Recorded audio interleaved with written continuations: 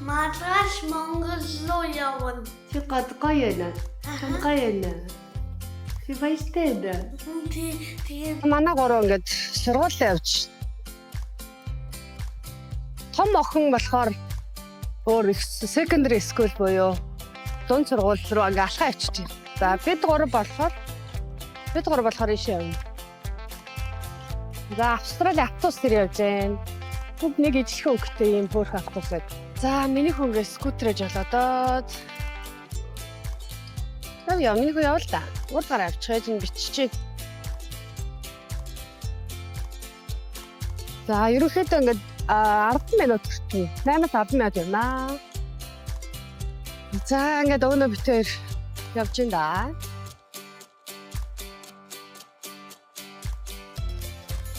За одоо энэгээр эргээд чигээрээ яваад сургууль нагаа. Хойлоо. Тосны буудлын юм байна. Kuna гэрээ хажууд нэг байсан дахиад энэ ойрхон мэт явчихсан буудлын. За одоо энэ замаар ингээд нэвт яваал. Сургууль дээр очин да. Миний скутертэй болохоор ингээд хурдан явчихдаг. Одоо Австралид одоо үйл болж байна. За үйл бол одоо яг миний өвөө өмссөн байгаа шиг нэг иймэрхүү өмд өмстэй байх болчихно. Одоо миний амьдарч байгаа юм Австралийн Перт хот болоод өөрөө их хүүтэн биш. Тэр миний дулаахан доо газар байгаа. Өвөлдөө бол одоо ерөнхийдөө нэмэх 15-аас доошоо болохгүй. Миний санаж байгаагаар бол нэмэх 15-аас дандаа дээшэл байсан. Гэтэ яг нөгөө нэгэн тийм зундаа их халуун байдаг болохоор бас жиндүү санагддаг. Би бол одоо ингээд хүүтэг өмсөө явж байна. За би тэр зам гарах чинь энэ машин бол ингээд тэр бас айгу урд багтаа явнаа. Сургуулийн ойролцоо хүүхдүүдээ ер нь замыг маш сайн тавьж өгдөг. Ер нь зам дээр бол нэг тийм урдуур ороод хилдээд байх юм бараг байхгүй. Харцангуй маш соёлтой жолоо байдаг хүмүүстэй. Манай өрхөн гүнжээ ороод ирлээ. Жохоо буцарч яваад ирсэн. Миний дунд охин маань одоо 6 дугаар анги. Ирэх жил secondary school орно. Тэр нь болохоор 7-аас 12 дугаар анги хүүхдүүд нь арай өөр сургуульд явдаг байхгүй. 1-ээс 5 дугаар анги нь primary school яа. За тэгээ манай бага бол 1-р анги хаа. За ингээд бараг сургуулийнхаа оролцоо ирж байна. За одоо энэ нэг 40- гээд улаан гэрэл асч байгаа тэмдэг болвол сургуулийн орчим одоо ингээд сургуулийн цагуудаар тий өглөө 7:39 өдөр 2:30-аас 4 цагийн хооронд болвол 40 км цагийн хавцтай явдаг. За тэгээ Австралид ирээд надад бүр ингээд гайхмаар ингээд санагдсан нэг зүйл юу байсан гэхээр 70 км цагийн зам дээр явж байгаа байхгүй бүгдээрээ бүх машин. Тэгэл яг энэ school zone буюу энэ 40-т зам гараал гэсэн чи бүгд зэрэг ингээд канап тавцсан юм шиг хурдаар шууд 40 руу бууруулж. Тэрийг ингээд дөнгөж авах хэсний дараа шүү дээ. Тэрийг ингээд харчаад бүр ёо зүр шивэрж ийсэн. Тэгэхээр нөгөө Монголд агай хүүхдүүд нэ зам ам дээр дайруулсан энэ зэрэг хэрэг гарч ирсэн. Болохоор энэ дээрээ яг тэрийг харсан чи ямар хүндэтгэл ямар их хайраа гэх нүлмэс ингээд бараг цэлмэх болсон шүү. Сайн сургуулийн гаднын хашаа ингээд сургуулаа хүрээлээд ингээд маш том хашаатай байгаа. Энэ болохоор юу одоо сургуулийн бүх анги тарихын спортын спортыг гүйдэг талбай мал байгаа бүгдийг тойруулаад ийм том хашаа гарсан гэдэг. За тэр ингээд том ингээд янз бүрийн одоо фин тамирын арга хэмжээгээ тэр томоо таньдаа болно. За манай ах ингээд одоо ангиргаа авахгүй явж байна. За нэг юм цагаан эстэй хоёр хөрхөн тоглоом байна. Цаанаас ингээд тоглоом байгаа. Тэргээд сургуулийн орчин ингээд ногоон орчин байна. Энэ ингээс хүүхдүүд тоглоно. За энэ сургуулийн administration office. Таптер ингээд хажуугаар нь яваад одоо ангиргаа. Эдгээр бол ингээд дандаа ангиуд одоо энэ эсрэг талд байгаа гэхэд сүүл баригдсан шинэ анги. Нөгөө дулаахан газар болохоор ерөнхийдөө бараг монголоор болон сэндвич машин гэдэг юм. Тийм юмар ингээд анги барьчт юм л. Ангийн дутангууд нэмээд барьчих. За одоо ангийн цаг нь арай эхлэх учраас арай ороогүй байна. Тэгээ нүүд хэсэг дээрээ болохоор ингээд сандал ширээ тавьсан. Дээр юм сарагчтай За энэ тэгээд яадаг вэ гэхээр одоо өдөр хүүхдүүд завсаргаанаараа хоолоо идэн тий. Тийм үстэй. Висасаа идэх юм тооноо. За. Тий. Хоолоо иднэ. За энэ ингээ миний хүүгийн анги байна. Одоо 8:30-аас онгоо нь хаалгана. Онгоог байгаа учраас ингээд тохолоо хүлээж байна. За энэ анги дээр ингээ бүх хүүхдүүдийн нэрийг бичсэн байна. Ангид нас нэг шиг монгол хүн байгаа. За энэ ингээ хийжсэн зүйлсүүдээ ингээд оруулт юм байна. Энэ миний хүн ингээд аймс хийсэн. Аймсаар юу хэлээ миний хүн? Миний хүүгийн нэр энэ байгаа юм байна. Socks puppet. За.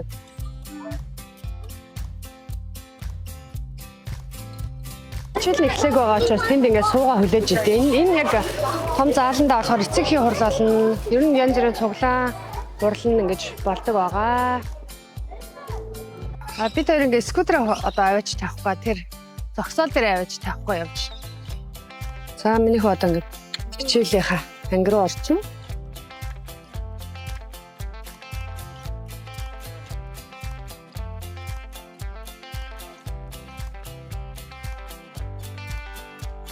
За юма ярих юм.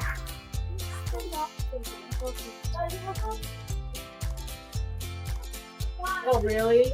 My shoes are not comfortable. Хоолоо тавьлаа. Уснасаа ууж авч ийн. Тэд цүнхэ байна гэж байна.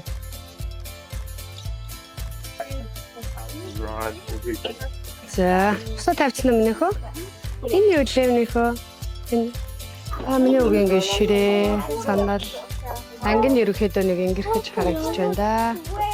Игийнх нь орчин налын гоё цэвэрхэн гоё байна. За энэ бол ингээд сургуулийн ерөнхийдөө төв хэсэг нь байна. Бүх ингээд барилгуудаа ингээд тойруулаад барьсан. Голдоо юм талбайтай.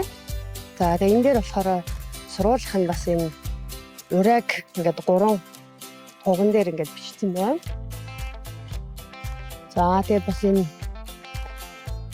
төрийн залбаанууд байна. Хамгийн цаатлих бол Австралийн. За ингээд ерөнхийдөө нэг орчин нэг иймэрхүү л харагдаж байна. Маш гоё цэвэрхэн. Тэгээ хүүхдүүдэд гоё ингээд бясалгалаас орноо их хөөрхөн тэр нас таалагдтыг. Тэгээ орчин ерөнхийдөө бол ингээд голдоо юм талбайтай. Анги болгон гадаанаа ингээд суудаг ширээтэй. Тэгээд энэ ширээн дээр гараад одоо өдрийн цайгаа, хоолоо бүгдийг иддэг. Өдөрт хэд хэдэн удаа гарна. Тоглоно. Тэгээ ийшээгаа болохоор энэ ангиудаасаа бүр цаашаа болохоор спортын том талбай байгаа. Одоо эргэн тойрондоо л ингээд зөндөө юм суух сандал, сарвч бэлдсэн байна. Энэ бас өсөрдөг юм тоглоом байгаа. Гэхдээ энэ одоо хаацсан байна. За нэг иймэрхүү инстанда сургууль. За би одоо офс руу н ороод ерөнхийдөө ямархуу одоо хурц хэмжлэгийг харуулъя. За сургуулийн хурцнаас анхаарал хандсан.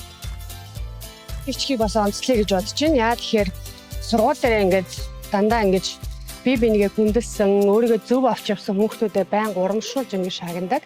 Энэ нь болохоор бас их зөв төлөвтэй хүн бүрдүүлэхэд их тусдаг юм байна гэж би харж байгаа. Тэгэхээр одоо энэ дээр бол жишээл нэгээ хөндлөх хэрэгтэй гэсэн утгаар одоо магадгүй одоо энэ 7 хоног ч энэ улирлынх нь одоо ураа байх гэж бодож байна. Ингээд улирал болгон өөр байдаг.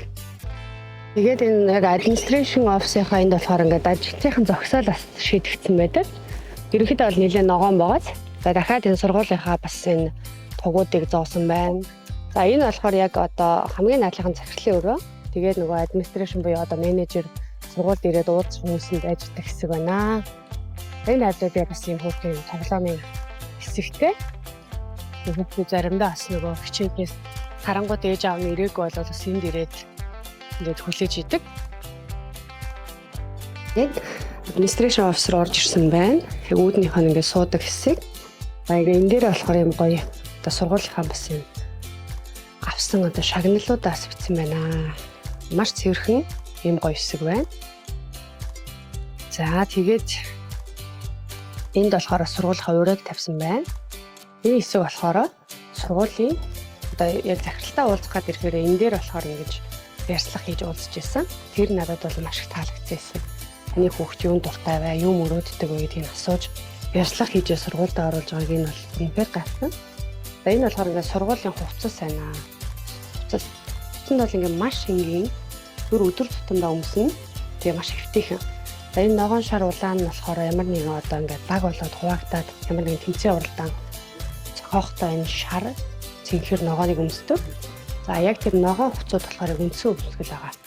Дулаан уйлралд бол шорт бодолт өмсөд, охтууд нь бол юг өмсч болно, халааж өмсч болно. Зузаан өвлөгийн уйлрал болохоор ийм хувцас өмсдөг. Энэ одоо дотортой өмнөд бас дотортой ийм жакет. За эдгээр бол ингээд бид маш тухтайхан биеийн тамиртай хүртэл эдрийг өмсчдэг. Олон хувц солих шаардлагагүй.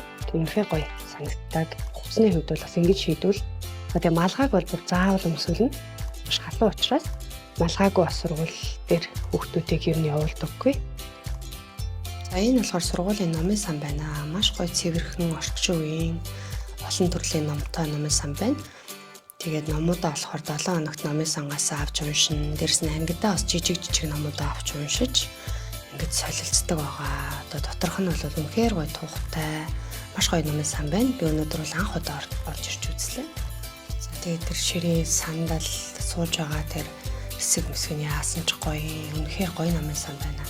Ер нь энэ австралчуудын номын сандаа маш их ач холбогдол өгж, номын сангийнхаа тогтчол, дотоод заслыг бол их анхаардаг юм шиг санагдсан. Манай гэрийн ойролцоо байгаа номын сан хүртэл бүр үнэхээр гоё. Янзын гоё. Номын чанар бол үнэхээр тасархаа шүү. Бас эцэг их болон сургууль дээр зочилж ирсэн хүмүүсийн ойлн байж идэг. Хогийн саваа энэ бол хаасаг ингээд шийдсэн байгаа. За тэгээ сургуультаа ирээд бас сэтгэл санаа тавгүй байх юм бол иймэрхүү байдлаар өөрсдөө илэрхийлдэг. Манай хүүхд анх бол 5 настай ирчээд англи хэл юу ч байхгүй. Тэгээ маш стрессжсэн. Тэгээ би нөгөө багштай чи энэ зургуудыг хараад багштай очиж багшаагаа дуудаад ийм байна гэдгийг үзүүлж гараа гэж захидаг байсан. Яг орж ирэхэд бол ингээд автаа морил гэсэн бичгтэй харагддаг. За одоо ингээд би буцаад сургуулиасаа гараад явж байна. Одоо энэ дээр бол ингээд юм гарцаагаа. Тэр гарцсан дээр болохоор бүр сургуулийн захирал хүүхдүүдийг зам гаргаж өгдөг. Үнэхээр гайхамшиг. Би бүр ингээд захирлын юм багтаа гээд гайхдаг байсан.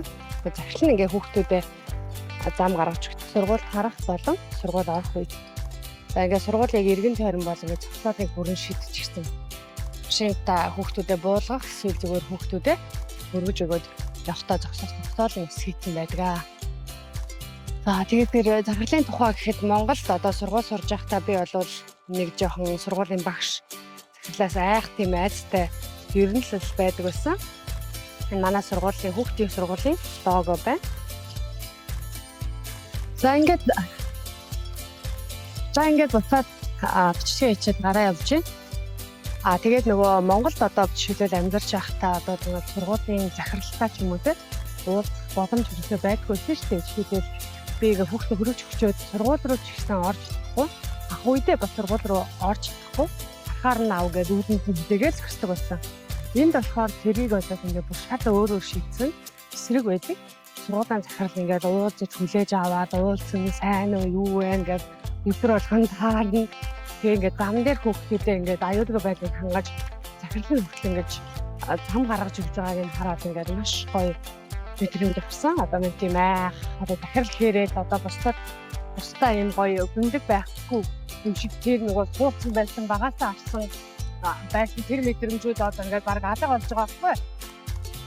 Маш гоё ингээд яг тэнтэй ястаж яг хүн өсөөр харьцаж байгаа нь бол энэ Австралийн боловсролын ялгаа юм болоо гэж бодсон. За тэгээ ерөнхийдөө бол Австрал ирснээс хойш ингээд хүүхдийг заавал ингээд зовоохгүйгээр сонирхолтой аргаар сургаж болдсон байна гэсэн ялгааг бол олж харж байна. За тэгэхээр өмнө нь манай хүүхдүүд бол нэлээд дарамттай сурдаг. Том хүүхд маань бас нойргүй даансууд хичээлээ хийгээд шөнийн 1-2 цаг хүртэл хичээлээ барахгүй тэгэл аргагүй их хийдэг ус гэх юм уу тийм. Тэгээд энэ ирсэн чи ерөөсөө том ангинч даалгавар өгөхгүй юм.